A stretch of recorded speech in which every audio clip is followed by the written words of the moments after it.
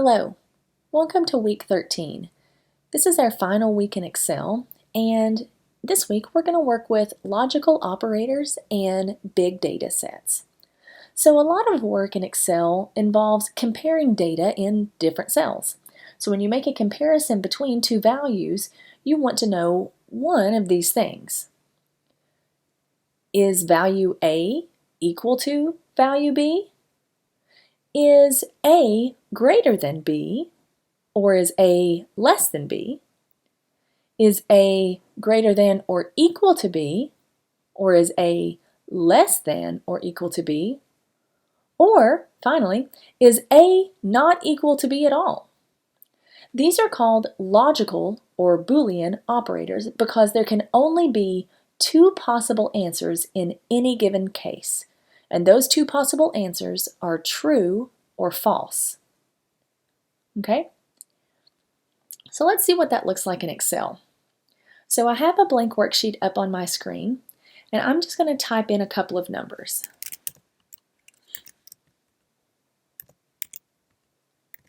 Okay, so I have 4 numbers on the screen. So now I'm going to come over here to column C, and I'm going to do some comparisons. Excel is very flexible in the way that these logical operators can be used. For example, you can use them to compare two cells or compare the results of one or more formulas. So let's take a look and see what I'm talking about here.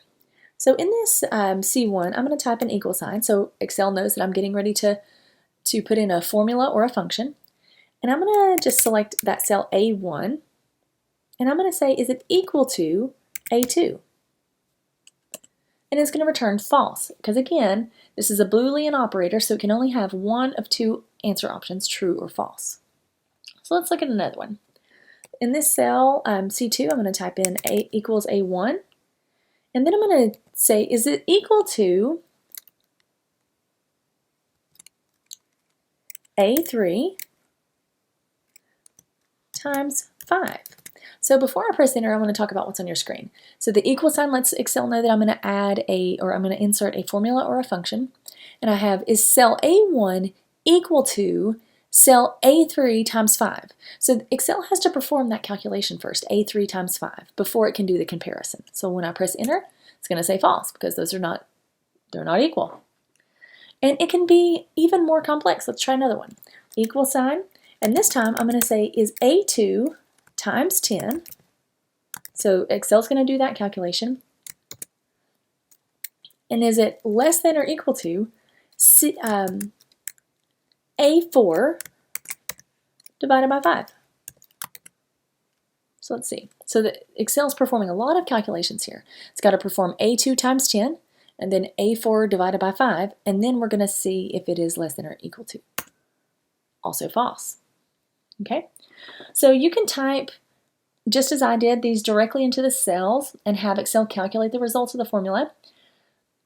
But just keep in mind that Excel will always return true or false, the actual words true or false.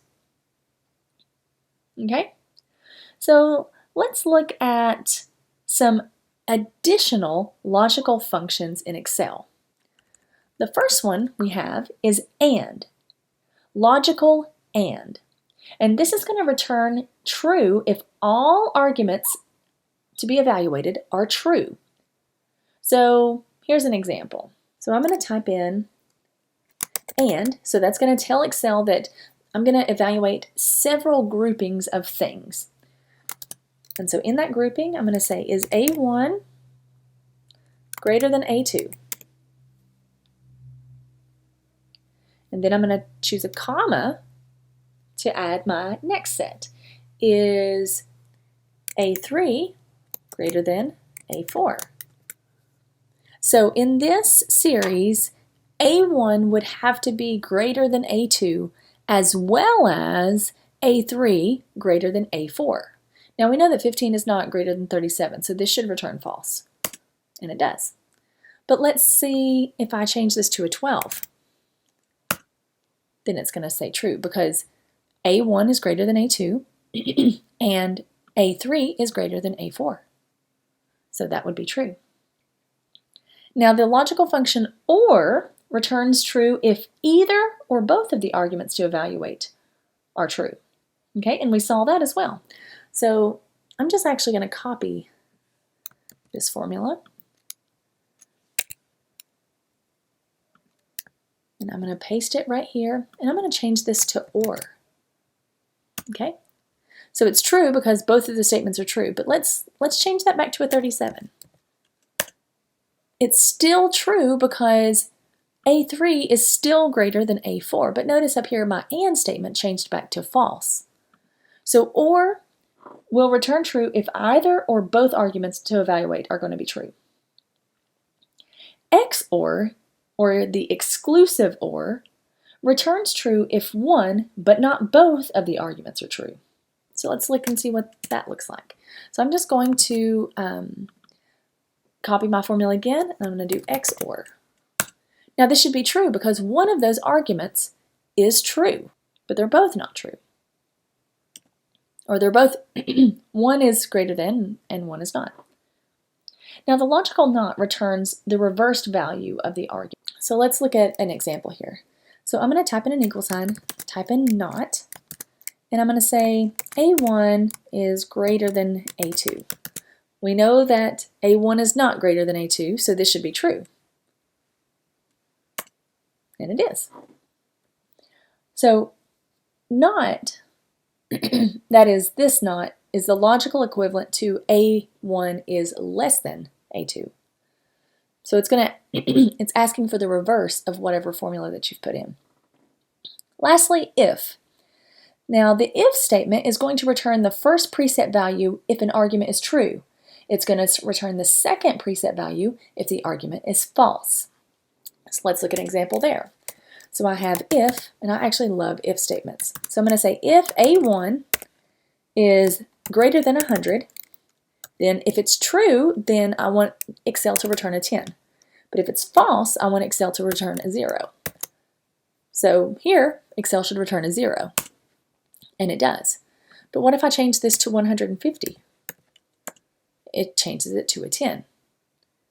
Because if, then true, and if not, then false. So when I look here at my formula, if A1 is greater than 100, then return 10. But if it is false, return a 0. So you can really leverage these logical operators as you are comparing and tabulating data. Now I'm going to switch gears completely for just a second, because for the next half of this video, I'm going to work with pivot tables. And I'm going to work with an imported data file. So I'm going to import in a large data file, and then I'm going to create a pivot table. And a pivot table is essentially a summarized view of data, while the pivot chart is a chart based on the pivot table. Now, that's a mouthful. It doesn't make any sense right now, but once we start seeing it play out, you'll really see how you can leverage a pivot table. So I'm going to open up a new sheet here. So I have my blank worksheet here, and I'm going to get data from a text file. So I have a text file saved on my desktop, and I'm going to, I need to separate these things. So it looks like this is a comma separated file. I know it because it's a CSV file. Comma separated is CSV. And so when I click, well, let me go back here. It's asking me if I want delimited or fixed width. Delimited means that there's a particular character that's going to separate each file. A fixed width just means that it would separate each file based on the first 12 characters or 10 characters. Delimited is a little bit more flexible. And I know that I need to separate by comma. So I'm going to mark comma here. I'll keep tab selected. There's nothing wrong with that. And it's going to ask me a bunch of things like what kind of data is in my sheets. I'm going to just, for the time being, finish that, and I'm not going to customize it at all. So in my data, imports, oh, unfortunately my cursor was down in C24, so I'm going to delete these columns and delete these rows to get that data back up to the top. Okay, so there's about 4,000 rows of data here. So I'm definitely not in the business of going through each of these 4,000 rows manually. So we can summarize or create a summarized view of this data so that we can make it easier to digest. Because right now we're just looking at a bunch of text, and it's kind of meaningless. You know, if we wanted to get any sort of information, we'd have to do some or perform some manual calculations. And I'm just not going to do that. Instead, we can use a pivot table and pivot charts to create a summarized view of the data. Okay, so we're going to go through and we're just going to assume that we want to create a pivot table and chart that will show us all revenue from printer sales in Tennessee, with the sums separated by months and years. Okay, so I'm just going to select one of the cells in this data set, doesn't matter which one. I'm going to select the Insert tab, so Insert tab up here, and I'm going to select the Pivot Chart button.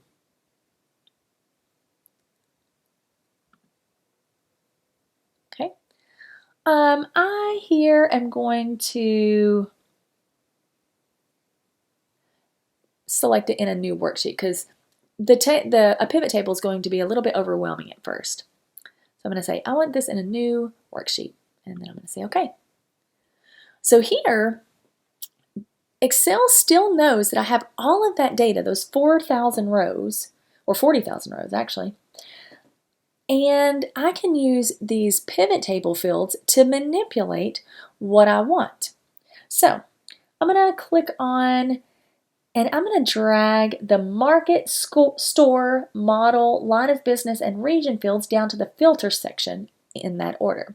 So again, I'm going to do market, store, and notice that it's creating rows here. Model, I'm going to say line of business, and region. Okay. So we have market, store, model, line of business, and region in this filters section, because it really does matter where you place information here. Now I'm going to select the drop down arrow next to market on the table, and I'm going to select OK, or I'm going to select Tennessee. So I'm going to unselect all, and I'm going to move down to Tennessee, and then press to get out of that. Then I'm going to, in the line of business field, I'm going to select printer cell and click OK. So what kind of cells? We just want printer cells. And then I'm going to drag the in-balance date to the rows section. So in-balance date to the rows section. And so already here, so this section up here is going to allow me to filter out data based on what I'm trying to look for. And then this second section here, beginning with row 7, this is where my actual pivot chart is going to be. I'm going to drag revenue to the sum,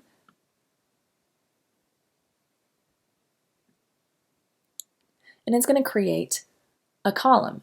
So anytime I place information in the row, it's going to create rows of data, and anytime I place information in the values, it's going to create a column of data.